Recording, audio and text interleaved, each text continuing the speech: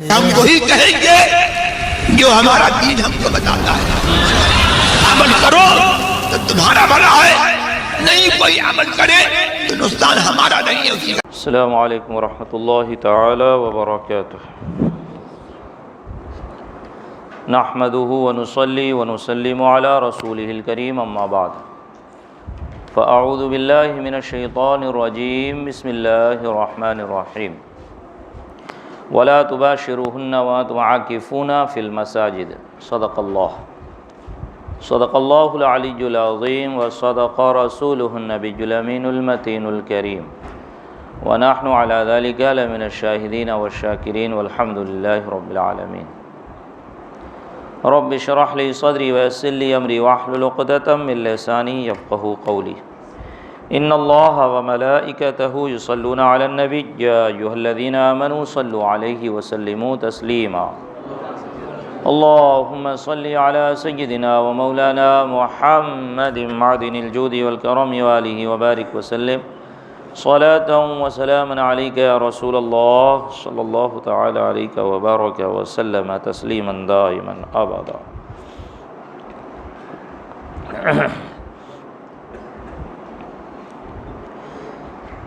عزیزان ملت اسلامیہ، رفیقان گرامی، آپ نے دوسرے عشرہ میں زکوٰۃ کے مسائل بالتفصیل سماعت فرمائے. آئیے آج اعتکاف کے مسائل سماعت فرما لیں انشاءاللہ. کل سے صدقہ فطر کے مسائل بیان کیے جائیں گے. اللہ تبارک و تعالیٰ قرآن مجید فرقان حمید میں ارشاد فرماتا ہے وَلَا تُبَاشِرُوهُنَّ وَأَنْتُمْ عَاكِفُونَ فِي الْمَسَاجِدِ. عورتوں سے مباشرت نہ کرو جبکہ تم مسجدوں میں اعتکاف کیے ہوئے ہو.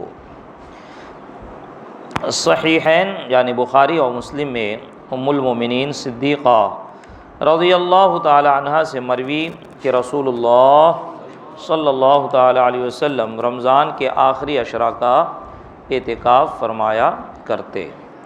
ابو داؤد انہی سے راوی کہتی ہیں معتکف پر سنت ہے یعنی کہ حدیث سے ثابت ہے. سنت ہے یعنی کہ حدیث سے ثابت ہے. معتکف پر سنت یہ ہے کہ نہ مریض کی عیادت کو جائے، نہ جنازہ میں حاضر ہو، نہ عورت کو ہاتھ لگائے، اور نہ اس سے مباشرت کرے، اور نہ کسی حاجت کے لیے جائے مگر اس حاجت کے لیے جا سکتا ہے جو ضروری ہے. اور اعتکاف بغیر روزہ کے نہیں، اور اعتکاف جماعت والی مسجد میں کرے. یعنی بغیر رمضان کا اعتکاف بغیر روزے کے نہیں ہو سکتا، اس کے لیے روزہ ضروری ہے. اسی طرح جو اعتکاف واجب ہوتا ہے، جو منت مان لیتے ہیں نا کہ میرا فلاں کام ہوگا تو میں اللہ کے لیے اعتکاف کروں گا، اعتکاف میں بیٹھوں گا، تو اس کے لیے بھی روزہ واجب ہے، ضروری ہے. ابن ماجہ ابن عباس رضی اللہ تعالی عنہما سے راوی کہ رسول اللہ صلی اللہ علیہ وسلم نے معتکف کے بارے میں فرمایا وہ گناہوں سے باز رہتا ہے اور نیکیوں سے اسے اس قدر ثواب ملتا ہے جیسے اس نے تمام نیکیاں کی، تمام نیک کام اس نے کیے. کیوں؟ کیونکہ اپنے آپ کو اس نے مختص کر دیا ہے نا، اپنے آپ کو اس نے خاص کر دیا، اعتکاف کر لیا. مسجد کا کس لیے؟ مسجد میں آگے بیٹھنے کے لیے تھوڑی، عبادت و ریاضت کے لیے، ذکر و اذکار کے لیے. اس لیے ایسے شخص کو جو اعتکاف واجب کیا ہو یا اعتکاف سنت مؤکدہ آخر عشرے کا کیا، اس کو خاموش بیٹھنا مکروہ ہے نا. اور کوئی نفلی اعتکاف کیا جیسے ہم لوگ ہیں، مسجد میں داخل ہوئے، نویت سنت الاعتکاف کر لیے، خاموش بھی بیٹھے تو ہم لوگ کو ثواب ملے گا. سمجھ آئی بات؟ ہاں. لیکن جو سنت اعتکاف کیا ہوا ہے، سنت مؤکدہ علی الکفایہ یا واجب اعتکاف، تو اس کو خاموش نہیں بیٹھنا، کیونکہ آیا ہی وہ اس لیے ہے نا کہ عبادت کر، تو خاموش بیٹھ کے کیا کرے گا؟ تو لہٰذا اس کو ضروری ہے کہ وہ کچھ نہ کچھ کرتا رہے، نیک کام. عبادت نہیں تو مطالعہ کرے. بیہقی امام حسین رضی اللہ تعالیٰ عنہ سے راوی کہ حضور اقدس صلی اللہ علیہ وسلم نے فرمایا جس نے رمضان میں 10 دنوں کا اعتکاف کر لیا تو ایسا ہے جیسے 2 حج اور 2 عمرہ کیے. مسئلہ اعتکاف کسے کہتے ہیں؟ اعتکاف کی تعریف، اس کی ڈیفینیشن یہ ہے کہ مسجد میں اللہ عز و جل کے لیے نیت کے ساتھ ٹھہرنا اعتکاف ہے، اور اس کے لیے مسلمان عاقل اور جنابت و حیض و نفاس سے پاک ہونا شرط ہے. بلوغ شرط نہیں، یعنی بالغ ہونا یہ شرط. نابالغ بھی اعتکاف کی نیت کرے گا تو وہ بھی معتکف ہو جائے گا. نابالغ جو تمیز رکھتا ہے اگر بنیت اعتکاف مسجد میں ٹھہرے تو یہ اعتکاف صحیح ہے۔ آزاد ہونا بھی شرط نہیں، لہٰذا غلام بھی اعتکاف کر سکتا ہے، مگر اسے مولا سے اجازت لینی ہوگی، مولا کو بہرحال منع کرنے کا حق حاصل ہے۔ سب سے افضل مسجد حرم شریف میں اعتکاف ہے، پھر مسجد نبوی میں علی صاحبہ الصلاۃ والتسلیم، پھر مسجد اقصیٰ میں، پھر اس مسجد میں، پھر اس میں جہاں بڑی جماعت ہوتی ہو، یعنی جامع مسجد، جو بھی بڑی جماعت کی اسی کو جامع مسجد پہلے کہا جاتا تھا، جہاں بڑی جماعت ہوتی ہو۔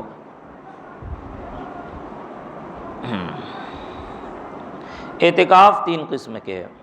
واجب کہ اعتکاف کی منت مانی، یعنی زبان سے کہا، محض دل میں ارادہ سے واجب نہ ہوگا۔ منت کے لیے ضروری ہے کہ زبان سے نکلے نا، اور منت کے جو الفاظ نکل جائیں گے، نظر کے جو الفاظ نکل جائیں گے وہ کرنا پڑے گا، یہ بات یاد رکھیں۔ نظر شرعی میں واپس نہیں لے سکتے آپ اپنی بات۔ لوگ بڑی بڑی منتیں مان لیتے ہیں، پھر بعد میں ادا کرنے میں پریشانی ہوتی ہے، اور نہیں کر پائیں گے تو پھر ان کا کفارہ سر پہ باقی رہے گا۔ سمجھ میں آئی بات؟ ہاں، کیونکہ یہ شریعت نے آپ پہ واجب نہیں کیا ہے نا، آپ نے خود اپنے اوپر واجب کیا۔ میرا فلاں کام ہو جائے گا تو میں حج کرنے جاؤں گا، تو اب جانا پڑے گا حج کرنے، اگرچہ تم غریب ہو۔ یہی بات، ہاں، اس لیے سوچ سمجھ کے منت ماننے کا۔ تو یہ منت کسی نے مانی کہ میرا کوئی فلاں کام ہو جائے تو میں دن متعین کیا، اس کے پورے مسائل ہیں، تو میں اللہ کے لیے اعتکاف کروں گا، تو اب اس کو اعتکاف کرنا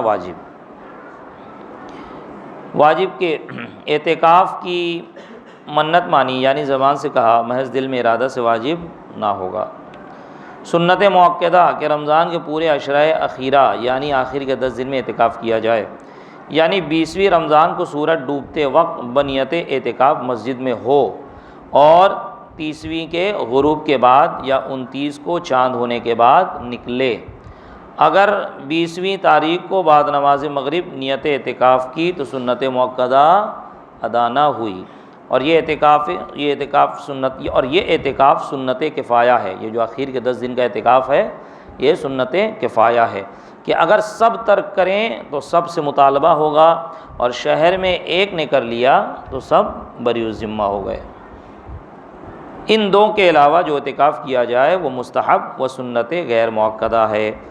اس کے علاوہ کون سے اعتکاف؟ وہی جب بندہ مسجد میں آئے نویت سنت علیہ اعتکاف کر لے، جب تک وہ بیٹھا ہے تب تک معتکف ہے، جب اٹھ کے چلا گیا اس کا اعتکاف ختم ہو گیا۔ اعتکاف مستحب کے لیے نہ روزہ شرط ہے، نہ اس کے لیے کوئی خاص وقت مقرر ہے، بلکہ جب مسجد میں اعتکاف کی نیت کی، جب تک مسجد میں ہے، معتکف ہے، چلا آیا، اعتکاف ختم ہو گیا۔ یہ بغیر محنت ثواب مل رہا ہے، کہ فقط نیت کر لینے سے اعتکاف کا ثواب ملتا ہے، تو اسے کھونا نہ چاہیے۔ مسجد میں اگر دروازہ پر یہ عبارت لکھ دی جائے کہ اعتکاف کی نیت کر لو، اعتکاف کا ثواب پاؤ گے، تو بہتر ہے کہ جو اس سے ناواقف ہیں انہیں معلوم ہو جائے، اور جو جانتے ہیں ان کے لیے یاد دہانی ہو جائے، ہے نا۔ تو جب بھی مسجد میں داخل ہوں اپنی زبان پر دعا کے ساتھ اعتکاف کی نیت رکھیں، کہ جب مسجد میں داخل ہو تو غیر اختیاری طور پہ آپ کی زبان سے اللہم افتح لی ابواب رحمتک نویت سنت الاعتکاف، سمجھے، عادت بنا لیں اس کی۔ اعتکاف سنت یعنی رمضان شریف کی پچھلی 10 تاریخوں میں جو کیا جاتا ہے اس میں روزہ شرط ہے، لہٰذا اگر کسی مریض یا مسافر نے اعتکاف تو کیا مگر روزہ نہ رکھا تو سنت ادا نہ ہوئی بلکہ نفل ہوا۔ منت کے اعتکاف میں بھی روزہ شرط ہے، یہاں تک کہ اگر 1 مہینے کے اعتکاف کی منت مانی اور یہ کہا کہ روزہ نہ رکھے گا، جب بھی روزہ رکھنا واجب ہے، اور اگر رات کے اعتکاف کی منت مانی تو یہ منت صحیح نہیں کہ رات میں روزہ نہیں ہو سکتا، اور اگر یوں کہا کہ 1 دن رات کا مجھ پر اعتکاف ہے، 1 دن اور رات کا مجھ پر اعتکاف ہے، تو یہ منت صحیح ہے۔ اور اگر آج کے اعتکاف کی منت مانی اور کھانا کھا چکا ہے تو منت صحیح نہیں۔ یوں ہی اگر ضحوہ کبریٰ کے بعد منت مانی اور روزہ نہ تھا تو یہ منت صحیح نہیں کہ اب روزہ کی نیت نہیں کر سکتا۔ بلکہ اگر روزہ کی نیت کر سکتا ہو، مثلا ضحوہ کبریٰ سے قبل، جب بھی منت صحیح نہیں کہ یہ روزہ نفل ہوگا، اور اس اعتکاف میں روزہ واجب درکار، یعنی جب منت مانے گا اعتکاف کا تو اس کا روزہ رکھنا بھی واجب ہے، اور روزہ کے ساتھ ہی وہ اعتکاف ہوگا۔ سمجھ میں آئی بات؟ ہاں، لازم و ضروری ہے۔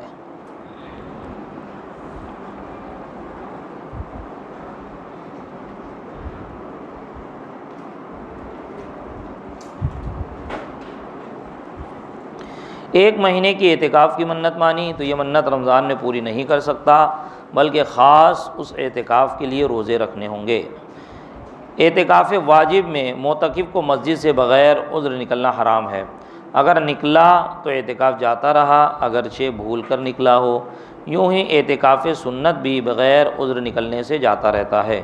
یوں ہی عورت نے مسجد بیت میں اعتکاف واجب یا مسنون کیا تو بغیر عذر وہاں سے نہیں نکل سکتی۔ اگر وہاں سے نکلی، اگرچہ گھر ہی میں رہی، اعتکاف جاتا رہا۔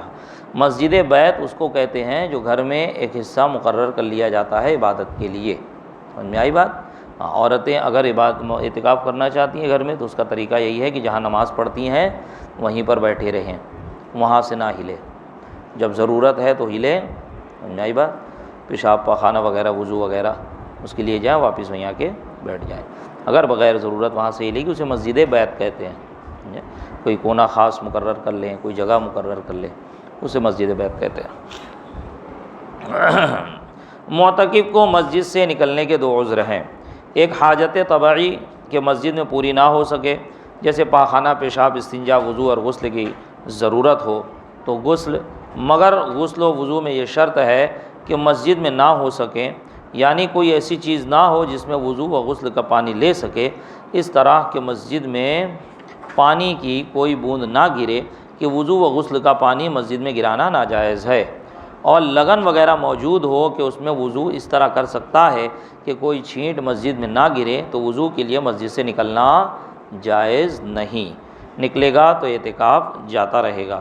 یوں ہی اگر مسجد میں وضو و غسل کے لیے جگہ بنی ہو یا حوض ہو تو باہر جانے کی اب اجازت نہیں ہے۔ دوم حاجت شرعی، یہ حاجت طبعی ہوئی ہے نا، یہ حاجت طبعی ہوئی، پیشاب پاخانہ، وضو کرنا، غسل کرنا، یہ طبیعت چاہتی ہے یہ سب۔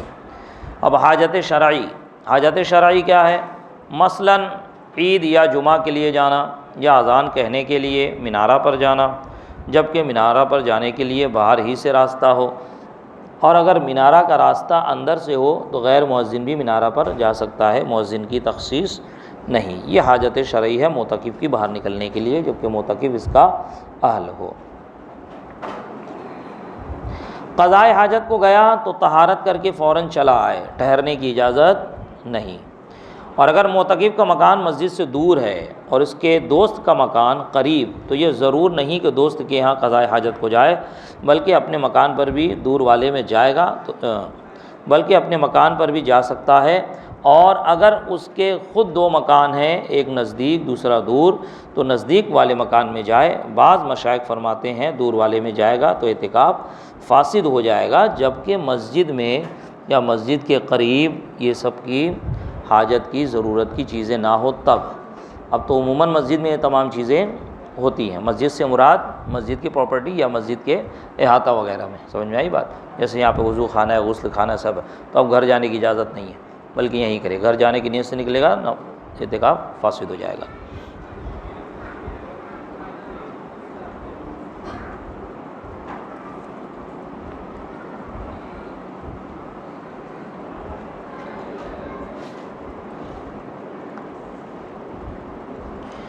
اگر ڈوبنے یا جلنے والے کے بچانے کے لیے مسجد سے باہر گیا، یا گواہی دینے کے لیے گیا، یا جہاد میں سب لوگوں کا بلاوا ہوا اور یہ بھی نکلا، یا مریض کی عیادت یا نماز جنازہ کے لیے گیا، اگرچہ کوئی دوسرا پڑھنے والا نہ ہو، تو ان سب صورتوں میں اعتکاف فاسد ہو گیا۔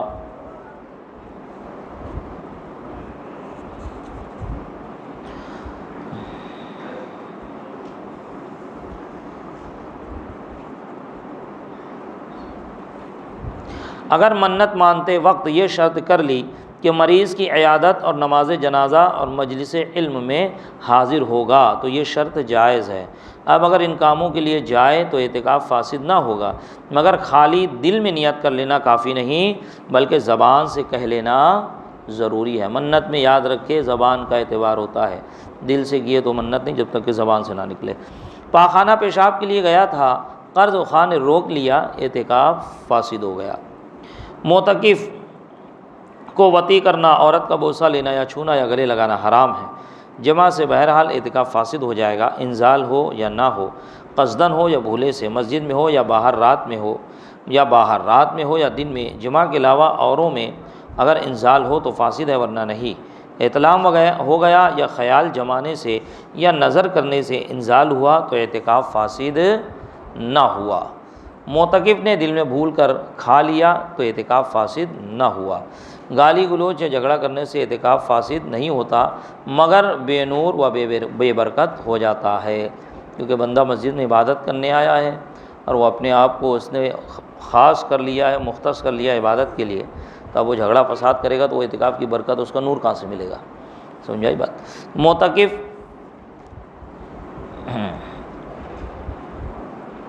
معتکف مسجد ہی میں کھائے پیے سوئے ان امور کے لیے مسجد سے باہر ہوگا تو اعتکاف جاتا رہے گا، مگر کھانے پینے میں یہ احتیاط لازم ہے کہ مسجد آلودہ نہ ہو۔ معتکف کے سوا اور کسی کو مسجد میں کھانے پینے سونے کی اجازت نہیں، اور اگر یہ کام کرنا چاہے تو اعتکاف کی نیت کر کے مسجد میں جائے اور نماز پڑھے یا ذکر الہی کرے، پھر یہ کام کر سکتا ہے۔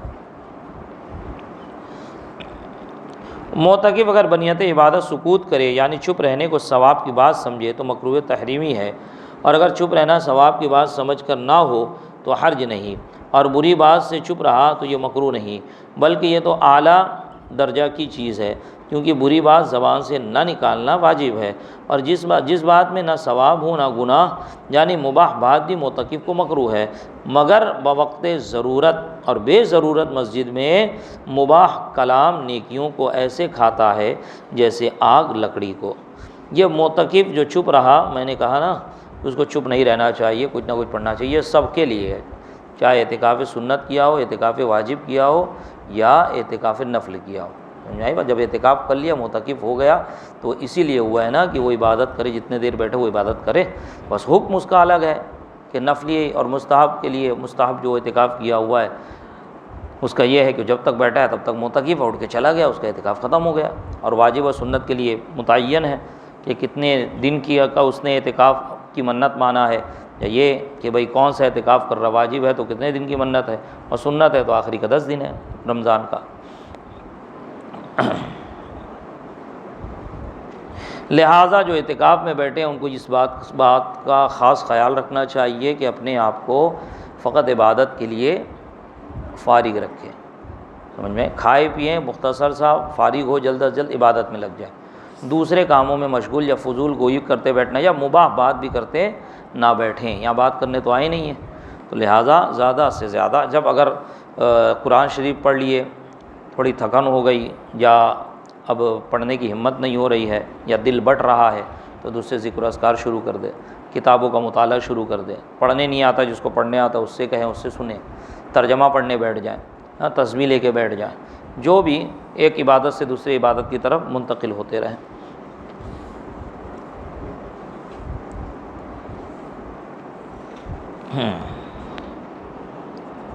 معتکف نہ چپ رہے نہ کلام کرے تو کیا کرے؟